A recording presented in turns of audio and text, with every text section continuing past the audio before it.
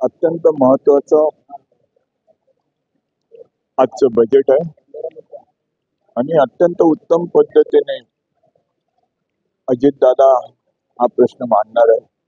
Budget हे करणार आहेत आणि त्या पद्धतीने शेतकऱ्यांचे पण प्रश्न सुटतील आणि शिक्षण क्षेत्रातले काही प्रश्न आहेत तेही सुटतील.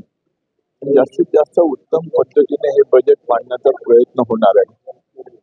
सर, विधानसभेच्या निवडणुका लागत आहे तर काय तुमची काय अपेक्षा आहे? एक विरोधकाने कितीही त्यांना केलं, आता लोकसभेच्या निवडणुकीमध्ये त्यांना चान्स मिळाला.